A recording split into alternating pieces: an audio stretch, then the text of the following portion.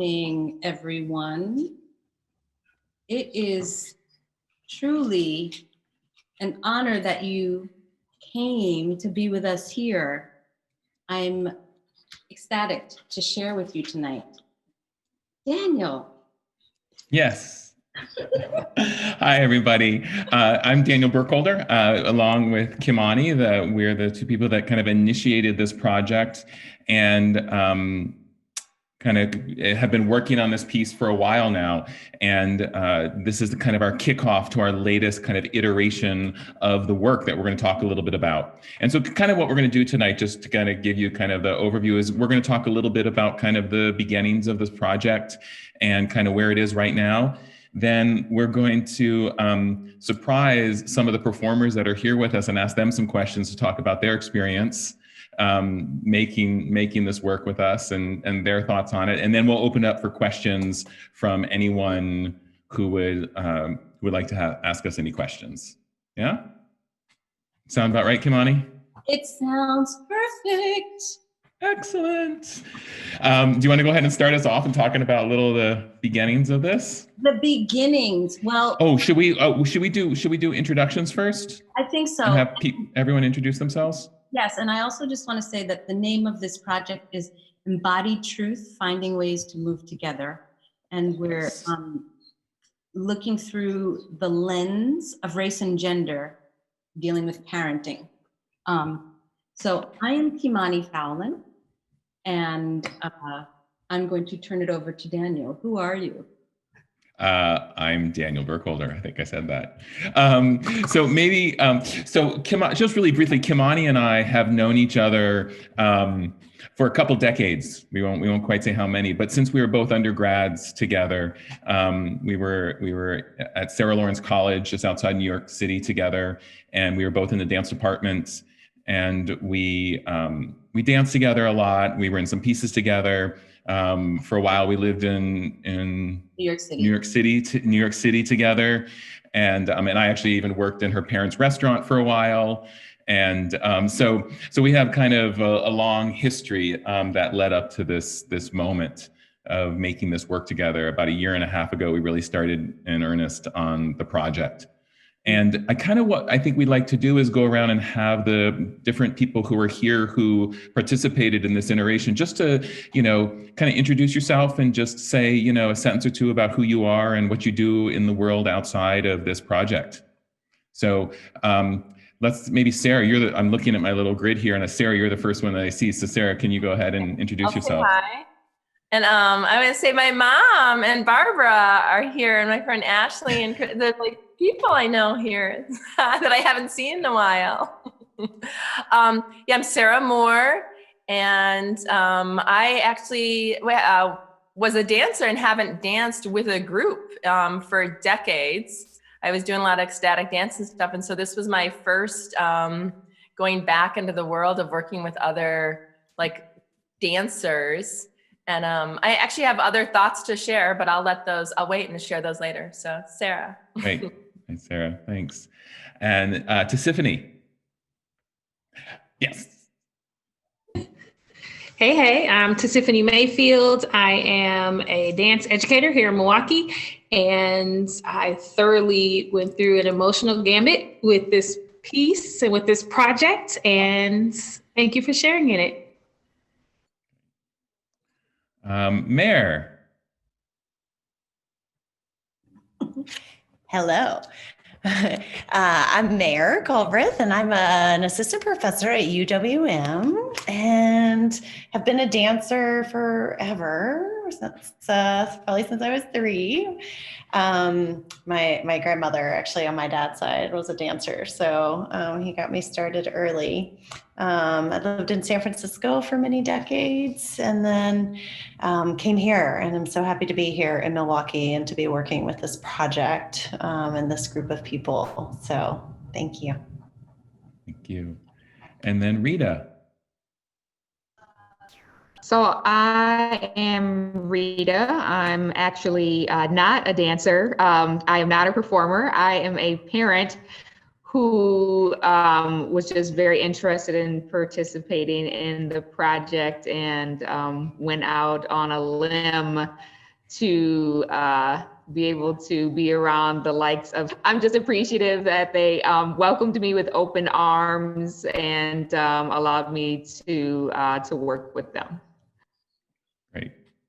Thank you all. And we must say we have two performers in the video that you won't see here tonight, Dan and Monica, and then also two performers who were with us in the beginning of the process, Kelly and Becca, who also aren't here. So just to honor in those. And then also Alvin Hill, who is the composer of the project. He may stop in at some point this evening. Oh, wow. He can't be here right now, but he may stop in. So if he does, we'll grab him and have him talk a little bit about his process. Nice. And just out of curiosity, has anyone seen and it's okay if you have or you haven't, doesn't matter. Have you seen the screen dance? Hands up or no hand? Yes. Yeah. All right. Awesome. Well, I'm excited Great. for those that haven't seen to see it. So, yeah. And that, should I start? Do you want to talk a little bit about talking about the project? Yes. So how this began, Daniel and I were talking. I remember I was in my office at the university I teach at, and we were just talking about, wow, look at the journey we've been on, in college dancing, kind of where we started, and then taking it out into the professional world, and then going to grad school, becoming parents. And I was talking about being a mother of a beautiful brown boy and raising him in this kind of Black Lives Matter time. And Daniel raising his beautiful daughter Adelaide and the Me Too movement time, and just how things of parenting, race and gender, and kind of navigating these waters. And I said, Daniel, we have something. Let's create a piece. I got very excited. And that's how it began. And it began as a duet. And so every time we come together, it's a new iteration of this project. And it now is growing its family, the ET family. So I'm so happy to include this current iteration of beautiful parent artists into our family. Did you want to add anything? Yeah, I think just the only thing that I'll add is that definitely we think of this as an ongoing project as opposed to a single piece, and that it did start as a duet and will continue as a duet, I'm sure, at different moments, but then also that it can bring in other artists, parents who can add their own stories and their own perspectives to it. And in the future, we may be able to perform it live, which was our original intent, of course, and that had to be rearranged into a dance film. But maybe we'll get to perform with this group of artists live at some point. That would be lovely to do. But also we imagine, and we've had some opportunities, some discussions of going to other communities and possibly creating versions with artists in those communities as well. So it's something that's going to continue to unfold and develop over time. And it's like this is not the thing, but a thing within this process. Mm-hmm. And so we're really excited about kind of being in the mix of this for quite a while. Absolutely. Yeah. So did you want to start? Why don't you start with one of your questions? No, we said you were going to start with one of your questions. Oh, okay. I like to throw things, twist them up. All right. Are you ready? This is for the performers. So Sarah, Tisiphani, Mair, Rita, you can all just kind of like jump in whenever you want. You don't have to, but we'd love to hear kind of your thoughts. So I'm always like, what was your biggest takeaway? Your maybe an aha moment or a powerful moment within the piece for you?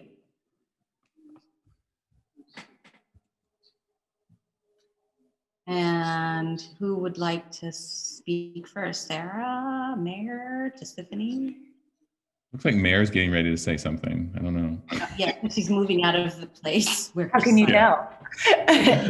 Sorry, it's a family Friday night movie night with my son. So he was just getting started. He was like, "You have a Zoom meeting again?" Let's see, an aha moment or An aha, powerful takeaway from this project, whatever. Yeah, I'll share this one. I actually don't think I've even shared this with you guys as well. It was, I don't even know if I can articulate it very clearly, but there was something about the way that I was working, because I tend to be an academic kind of scholar person, and this was one of the first pieces that really got emotional for me in a way that I haven't in what feels like a very long time. And it was interesting because it was also something that I articulated as being a struggle for me as a parent, was dealing with my son's, kind of big and strong emotions. And so I think it was something about going through the process of seeing how I work through things sort of a little bit more analytically and don't get into the feeling of them as much, and that this process really exposed that to me a bit more than I expected. It's what I love about art. It's what I love about doing it, that I get surprised and I learn the things I need to learn that I don't actually plan on. Yeah, I think it was just that interesting, and sort of hearing the text back and hearing the stories again, and sort of how I said that kind of about him and about my parenting process, and then realizing that I wasn't actually giving myself permission to feel as much, was sort of a really profound moment. Thank you for sharing. Beautiful. Yeah, I think the story you tell within the video reflects what you just said really beautifully too. Oh, that's interesting, because I didn't get to share with you that I had sort of made that, like I was kind of grappling with all of that before we filmed, I think. Yeah, nice. Sarah, Tiffany. Yeah. It's gonna sound silly. Well, to me, it kind of sounds silly in my head, but realizing how much race actually affects how I raise my little beautiful dark chocolate little man. It's just what I do, and some things you do unknowingly, and it's just the way it is, but really taking time to break it down and breaking down the why, it opened up a conversation for me and my son that we've never had before. Mm-hmm. So, me and my son, we've had a lot of conversations about race. We've had a lot of conversations about gender. We've had a lot of conversations about perceptions. But explaining to him more reasons why I do what I do kind of opened up a new understanding between us. And it made me just examine my own parenting, made me ask myself why, and does this really need to happen, and why does it need to happen? So, yeah. Wow. Thank you, Tisiphani. Sarah, Rita? I think for me, one of the things, especially the first couple of weeks, we would, the writing part was a little weird for me at first, just because I've never really been in a situation where I came in not knowing anyone except, you and Daniel, and sort of sharing things that I don't even really talk about with my close friends. I think it made me realize how much I tend to, out of trying to make my friends comfortable, don't talk about some of my experiences with race.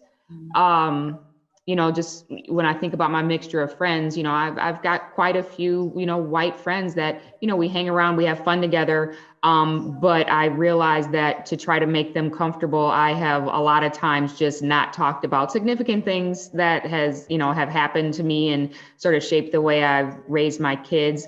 But the other thing I realized is that regardless of the racial makeup or background of all the parents in the room, that we all came with our set of struggles and our set of feelings of, did we do things right? Are we doing things right? Are we adequate enough? and no matter where we came from, we all seem to express some of those feelings at times. So I think it just highlighted to me that regardless of what's going on, we all share some of the same struggle as parents. Yeah. Thank you for that. Without a doubt. Thank you. Well, first I just want to say the inverse for me, that what Tisiphani had said, right? Like raising a white children, that there's this like, not thinking about it as much, like just that awareness of how much like times that it's not an issue in the same way. And, but to me, I was both watching the piece, which was beautiful. I was surprised at how many of our stories aren't in there. Like just thinking about it afterwards, I was like, wow, like I'm sure you just had to choose, right? From all the sharings we did and stuff like that. So just how much there was for all of us to share. And I guess I also just thinking about it, I was just what a beautiful cathartic experience it is to get to be with any group of people and really share deeply and delve in. And obviously in some ways as a group of people have a lot in common with, like, we're probably all college educated and, you know, like there's a lot we had in common, and yet there's also these obvious differences and age too. Oh, I look so old in the videos. So I was like representing the older mother, but but yeah, just what a gift. And I really was wishing like almost everybody could be part of a creative process like this, you know, like not have to be trained dancers or interested in performing. Like, why I wish we could just make art together like this, have groups doing it all the time, because it was really a lovely process. And as you said that you're hoping this will keep going, like for me, like the video was beautiful and I'm excited about it. And yet for people watching, I want you to know, like, we had so much going on, and I really do hope it keeps going and we get to have something to show people in person in the future, because it was really a lot of beautiful material. Yeah, definitely part of our process. Thank you, Sarah, for sharing that as well. Is that we did have a number of duets, and we had group sections, and we had lift sections, and we had all this other material that, of course, we had to kind of let go of, and really filming almost everybody as soloists, and then bringing together. We did have Dana and Monica, who are married, and they have some duet stuff within the video, which is really nice to be able to see people touch each other. So that was just, and just one other thing I just want to say, like talking about the writing and stuff like that, like one of the prompts that we did, which I think is an interesting prompt that came from some work that Kimani has done, is these as a parent statements that everyone wrote out. And so we had kind of 4 statements that we just all kind of finished the statement. So the first one was, as a parent, I feel most challenged when. Yeah, and we just thought about all those times we challenged, and just everyone wrote down things. And then, as a parent, I feel most affirmed when, and we just wrote out things. As a parent, I wonder, and then as a parent, I wish.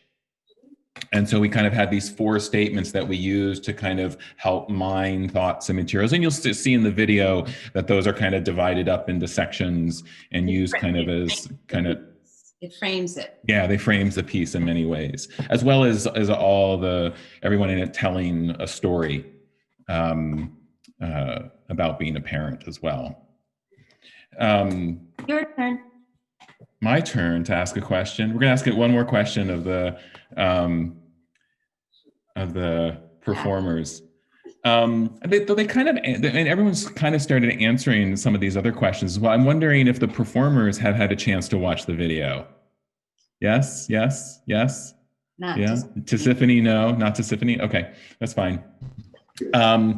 So watching it and even after this, okay, that sounds good. I was gonna say, it's so beautiful, Tisiphani. I can't.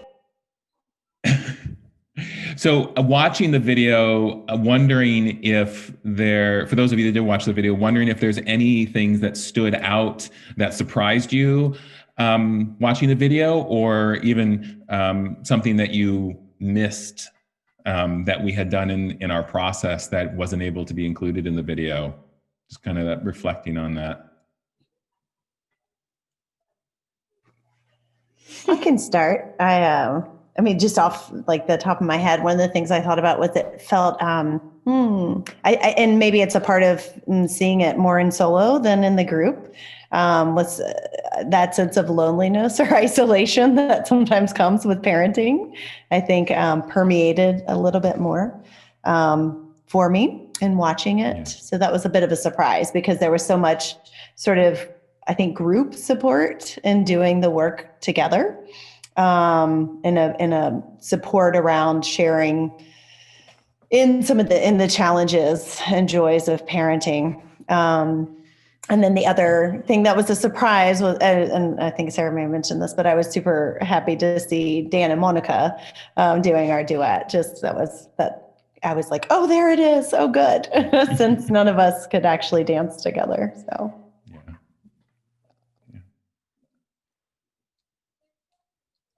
Sarah? 'Cause Sarah, you saw it Rita. already, right? Sarah and Rita. It's like is she frozen? No, she's not frozen. Oh, you can go ahead, Sarah. I'll go I ahead. was just gonna say one of my favorite parts, and I think it in the video is actually when it's Tisiphani and Mair, like kind of doing the same movements and you're cutting back and forth. Like I just really love that. And then to me, I guess, yeah, just the stress of parenting really was in there, I guess, because we're alone, you know, and showing so just like the weight, the burden that I think we're all holding kind of really came through. So yeah, that was powerful for me. Yeah. Yeah, I think for me, I love the way that all of the individual dances still were able to bring through so much of the emotion that I remember sort of people using to fuel, you know, when we were sort of creating those dances in the first place, you know, because we'd have those exercises of, you know, think about what you just wrote and what you feel, and now go create this dance that, you know, reflects that. And I was really impressed that so many of the dances still reflected that, even though it was, you know, on video instead of in person. I think the one thing that I definitely missed being able to show is just some of the synergy that we had with so many of our group things, because we had some really cool group stuff in there, you know, and I think we might even have some, you know, some of the raw footage and video of stuff that we were doing, but yeah, that is something that I hope to someday be able to show folks in person, but I definitely miss that. So Yeah. I don't know, Kimani, do you have any thoughts on that, on any of that? Yeah, there was a moment in the studio where everyone was in this line and it was coming forward and moving back on the floor in kind of like different kind of poses. That was just really like, it spoke to me for some reason, and we weren't able to put that in because I was like, well, can't we just put in the rehearsal footage? And it's like, no, it's not gonna work. So that was one thing that I missed. What about you, Daniel? No, I mean, definitely, you know, thinking about the stuff we were doing in the studio and obviously some of the group stuff is that, like, that section that you commented, I really like. There's a section of the postures where they were speaking, the performers were speaking, the ones where we're running through the space, so that, like, there's some spatial stuff that we were doing that I don't think got really in the piece. It became very much closer and intimate in terms of the recording of the material, and so we didn't get as much space, sense of space, I think, as we would have in the live performance. I think it's a little hard for me because I've been so kind of deeply enmeshed in the editing process. I don't know if I have a lot of perspective on it right now, because I'm just trying to get it done. Yeah. And we bow down, Daniel. We bow down to the Daniel. That was a huge feat in like quick turnaround time. But I do want to say, you know, shout out to Alvin Hill, who added this kind of another layer of sound that added a real richness and added to the stories that they were sharing and the movements, it just made things, as we say, pop. So thank you, Alvin. Yeah, maybe just really quick about Alvin. Alvin Hill's also someone that I have known since undergrad. So I've known for decades. And he was kind of a friend in college, and I got to know him then. And he's a wonderful musician, composer, DJ.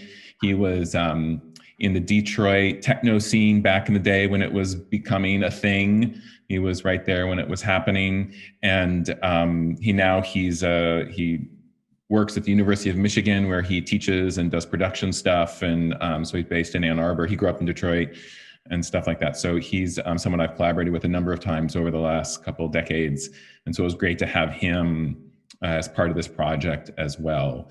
Everyone in this project, all of us here and the other people I mentioned and Alvin and stuff, we're all both artists and parents. And that was kind of because we really wanted to bring in our individual stories, not stories we've made up or, this is our stories.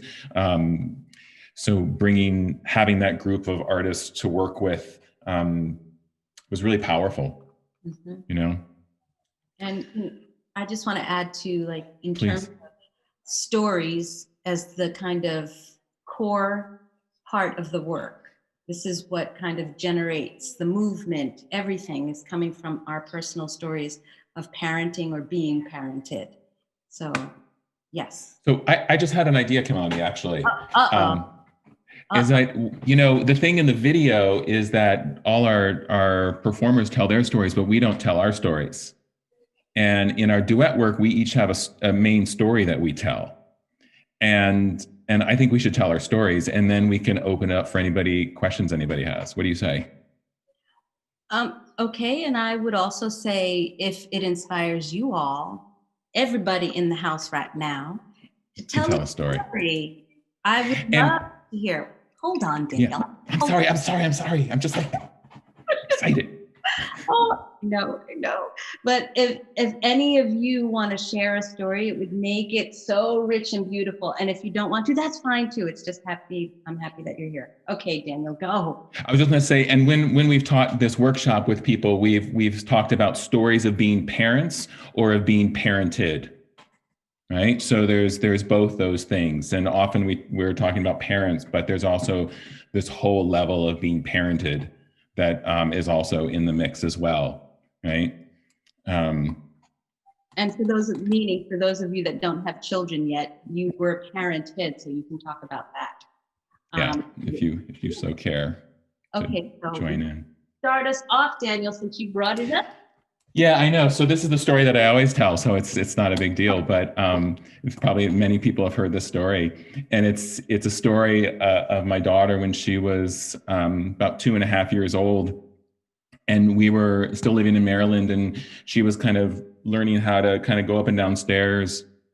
And as we were going down the stairs one day, she was kind of still a little teetering or whatever. And I was just a couple steps in front of her, and I had my hand out in case she fell. And about halfway down the stairs, she stopped and she said, "Daddy, don't." And I said, "What? Don't what?" And she said, "Don't be careful." And I said, "Don't be careful." And then she said, "Adelaide, fall down, get a boo-boo, be okay." And I always say that was the single most valuable parenting advice I've ever received and will ever need to receive. And I just need to remind myself every week of that, that she's going to fall down, she's going to get a boo-boo, and she's going to be okay. Yeah. Daniel, that is beautiful. I love hearing it, no matter how many times you tell it. Because I have the image of Adelaide, knowing her, being I got this. And she is so much that amazing human being. So yes, she does have it. Trust and believe. I don't know what to say about Tamayo. I wanted to do a more recent one. Is there anything that stands out, even Daniel or Megan? No. Both of you know Tamayo. I think you should talk about his singing. What did he sing? Oh, okay. At the chorus. That's my Megan. All right. So when he was younger, so this is Daniel, don't forget, I have to put this into the piece because Okay.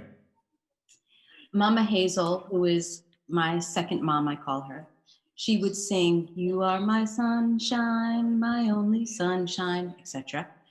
And all through his growing up, even now. And in his, he's in the 4th grade, and in chorus class, of course on Zoom, the teacher has each student singing a solo, and they could choose from Somewhere Over the Rainbow or You Are My Sunshine.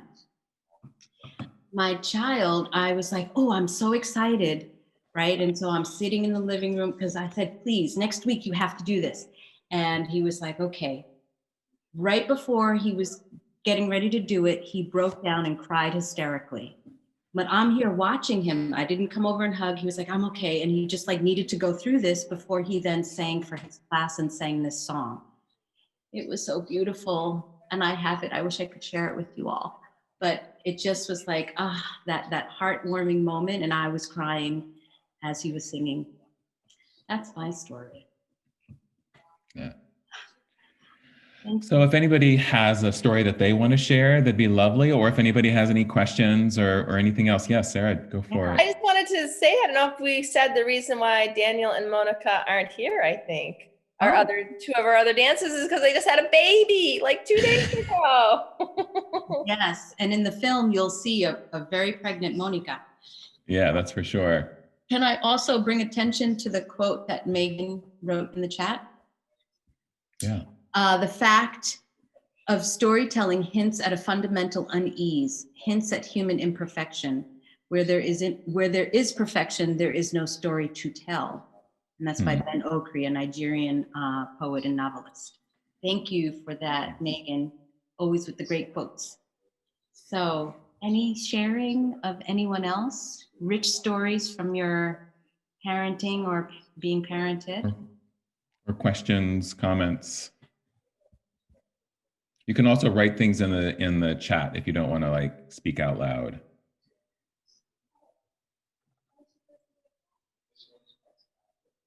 Anything?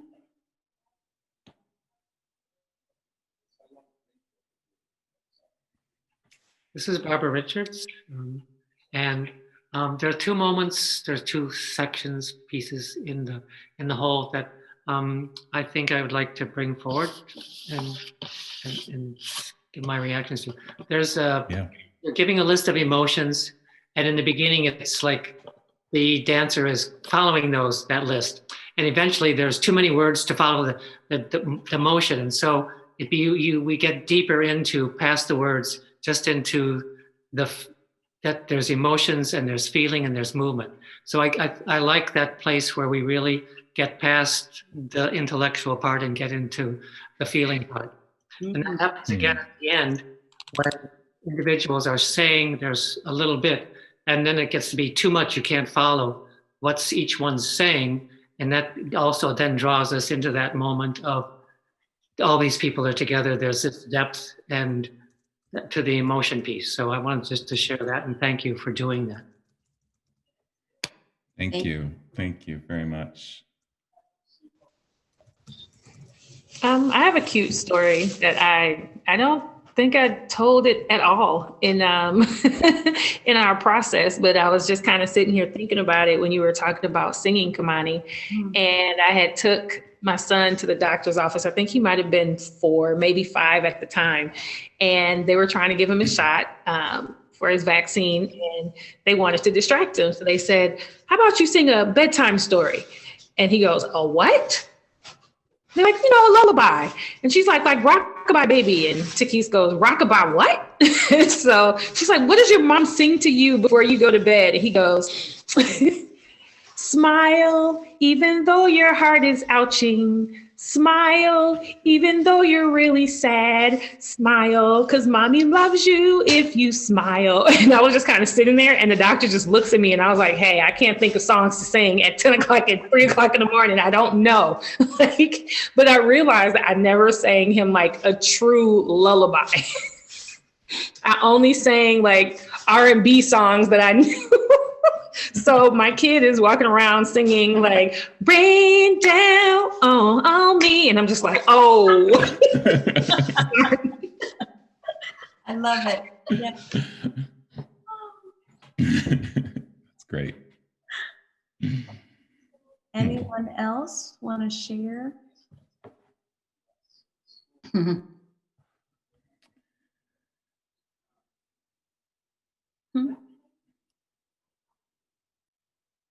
Maybe, Kimani, you want to talk a little bit about some things where the project might go next?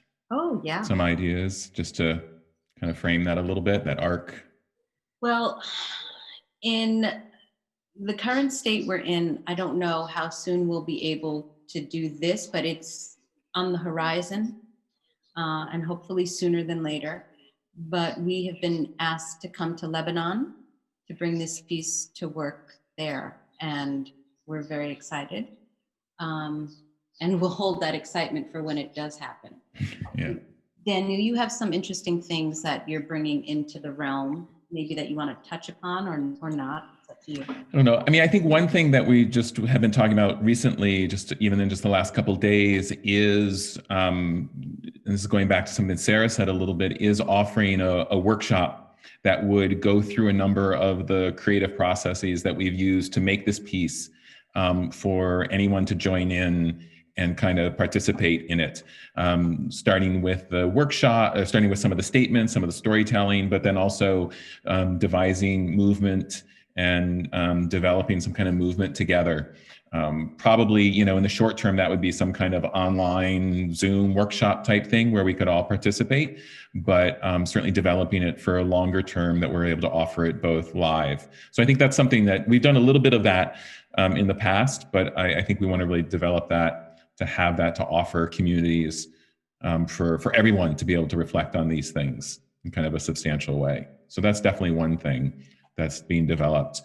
We've also talked with a couple of other kind of arts organizations in other cities, about possibly doing some residencies in other cities, again, kind of working with parents and then also artist parents to develop work. So those things I think are coming. And I do have some ideas about how to use some of this material that we've developed for this video, this dance on video, and offering it out in other ways. But I don't know if I'm quite prepared to talk about that so in detail, but yeah. Stay tuned. That's stuff. Yeah, I do want to say generating. something about parenting and bringing these workshops into communities, because what I find, since I also work in public schools, is that parents are kind of like the left out factor. So many times when I'm doing workshops and working with parents, it is such a joyful moment. It is a moment of release. It is a moment of like, hey, thanks. I don't take the time to really like think about me and have an artistic moment.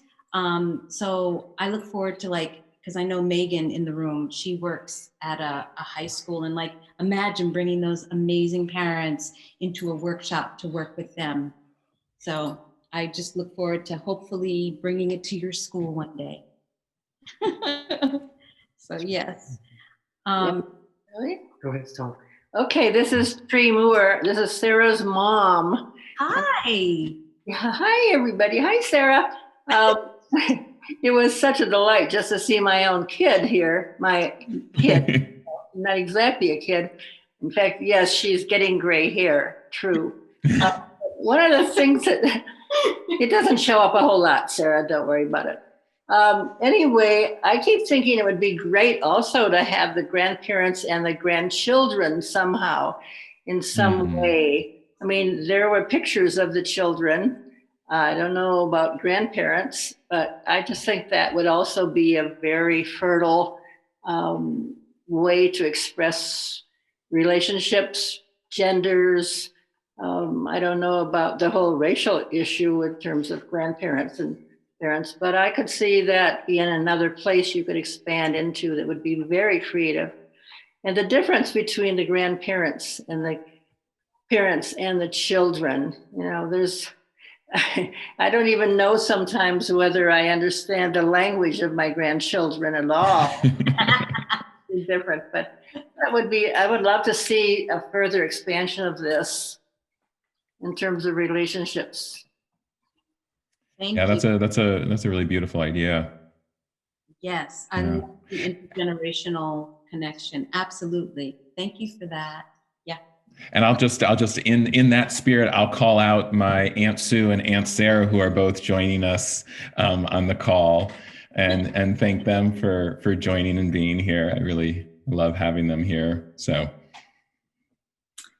I was going to say, I love the hello, and I'm so lucky to work with Kimani and Daniel. I met you at NDO, and yes, I haven't seen this video yet, the film yet, but I'm so excited to see it. And I wanted to share, I don't have children, and I had a realization about 5 minutes ago on the phone with my mom. So I recently got a new plant holder. It like holds 10 plants at a time. And I had to screw it in, and I did it by myself. It was 26 screws. I was impressed. And then my mom, I talked to her on the phone. I was like 2 minutes late to this Zoom because I was on the phone with my mom. And she was telling me about how she just screwed together a new grill on her own. And I was like, oh, all right, we've both got that thing. But the reason why this was important is because she's been sick. She's had heart problems, and she's been killing me because she goes to get like cardiac catheters on her own. She takes an Uber. I'm like, Mom, you can't go on your own. But just 5 minutes ago, before this conversation, I realized like that spirit of independence that lets us put a grill together, put a plant holder together, travel, move, do that thing is like passed down to me. And while it's really annoying that she's going on her own to get a catheter, cardiac, I don't even know what it is. But, I realized like, oh, something is passed down within that also. And that's powerful too. Yeah, well, no wonder you are who you are. Megan is a powerhouse and just performed last night for, what was it called? The Craft? Yeah, it was amazing. It was really wonderful. So thank you for sharing that, Megan.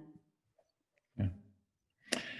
I wonder if the performers, Rita, Tisiphani, Sarah, Mair, have any other thoughts or any comments about the process of just being in the process of this work, or being in relationship to one another and stuff. And then we'll kind of wrap it up. Any other last questions, and then we'll kind of wrap it up for us. Just with COVID, I realized how much I missed you guys. Like that connection that we had developed in such a quick time was so genuine and so real that once it stopped, I really, really missed you guys.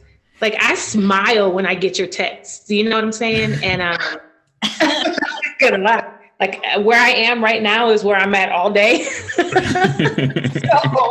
like I really, really miss that connection. And I am hoping and praying that we will get to perform this piece on stage, and that you guys realize that I'm just going to be randomly calling you or texting you and just saying, hey. We already do that. We already do that. What are you talking about? Exactly. That's what I'm saying. Like, I miss you guys. Yeah. We need to get close again. And you know what? I just saw a beautiful video of you, and I don't know if this is real in real time, dancing in African dance class. Was that real, happening right now? No, that was a couple of months ago. Oh. Yeah, but we're starting back hopefully on Sundays, but we can only do like 3 or 4 people in class. So.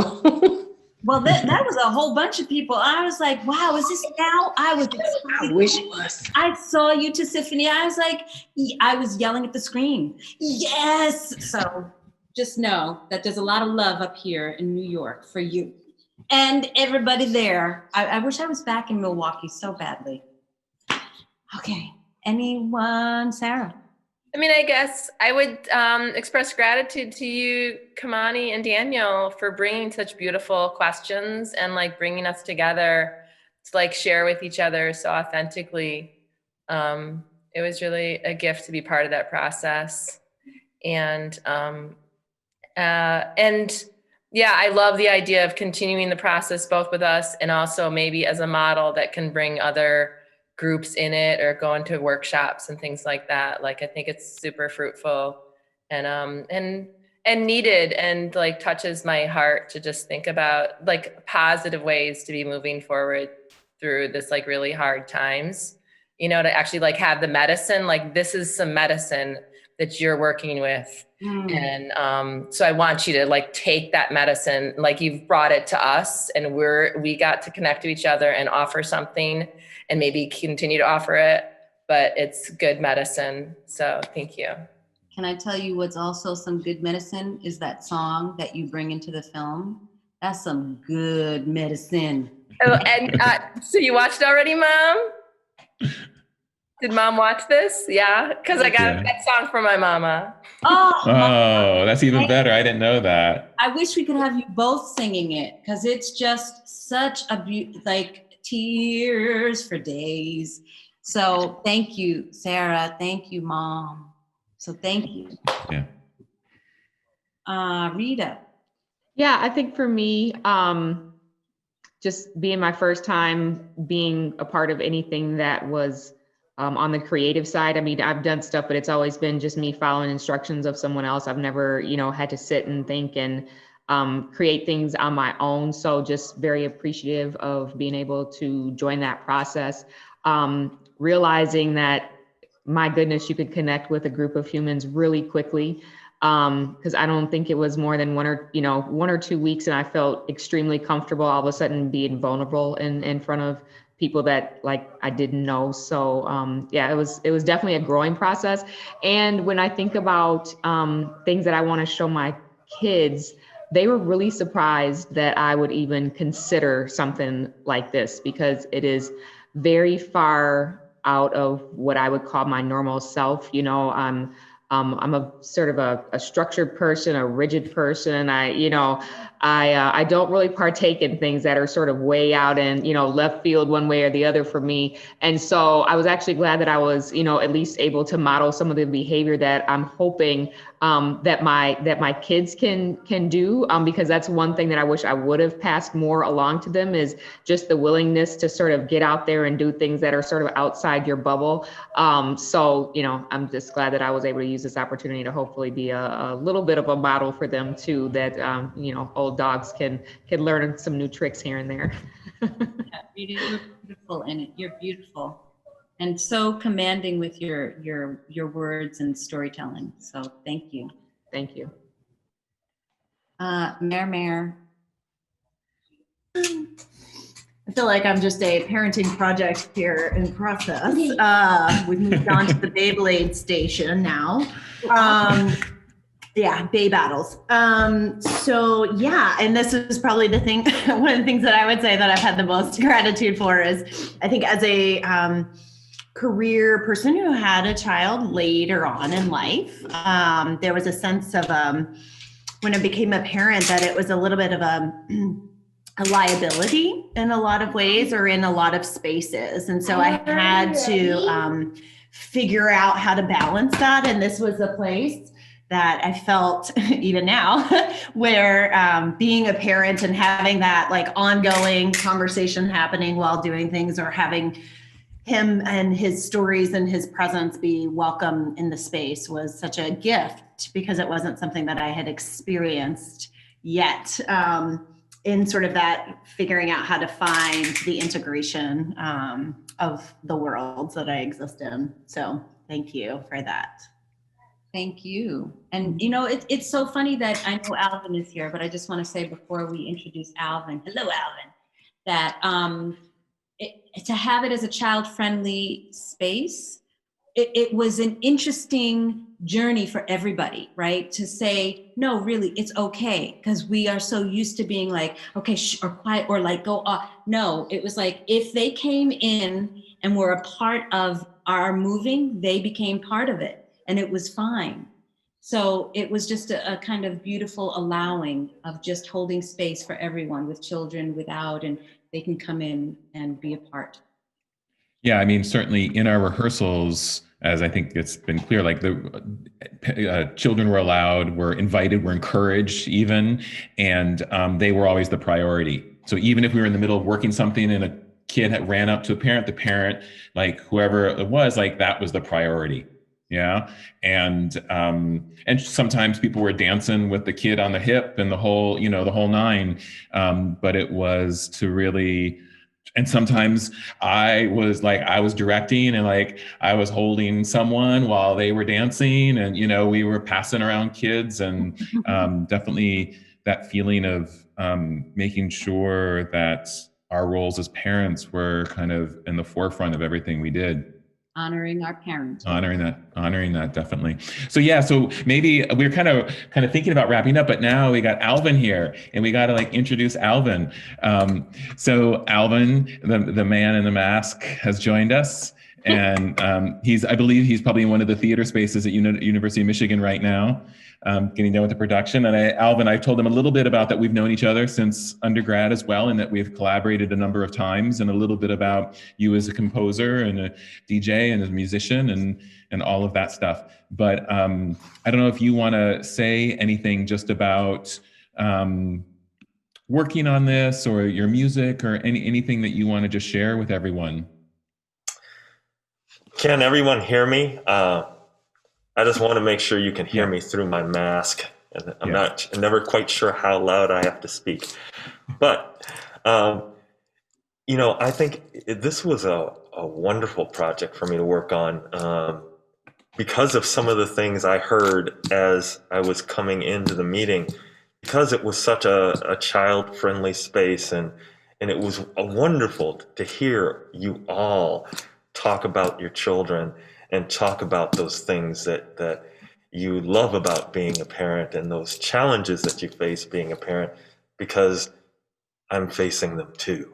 And, I think we're also all going through many of these challenges, trying to continue our art making in these days of COVID and having our children.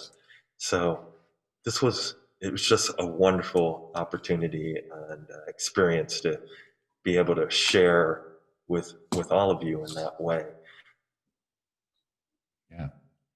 Thank you, Alvin. The music really, as often is the case, but certainly in very profound ways, the music kind of gives us the container to share everything else. And Alvin always does such a great job of really supporting what's happening and kind of adding to it, So thank you so much for that contribution. Alvin, I really gave you a shout out. Sorry, Daniel. I gave you a shout out before you came on. It's just how the richness you brought the stories out with the soundscape. It was just, thank you. Oh, thank you. Can't see me smiling here, but I am. You look like what is it, like Spider-Man or something? We're all superheroes. Yes, superheroes for sure. What were you going to say, Daniel? I was just going to say, maybe, I don't know, is there anything else, Kimani, you want to say? Or we're kind of coming up to an hour, so that probably feels like a good amount of time. Yeah. I mean, does anyone have any questions for us, comments? I look forward to having you all see if you haven't seen the work. And you can contact us at Embodied Truth Dance, am I right? Yep. At gmail.com. So. Say that again. What's the email address? Okay, I'll put it in the chat too, but it's Embodied Truth Dance at gmail.com. There you go. Yeah. Look at this. Megan already did it. Megan. She's like, boom. Always. Always on top of it. Yes. Cool. Yeah. Awesome. So thank you. And thank you for your comments and things people said in the chat. I didn't get a chance to read them, but I hope you have some beautiful things. So thank you for spending some time with us, and let us know what you think. Yeah. Thank you all very much.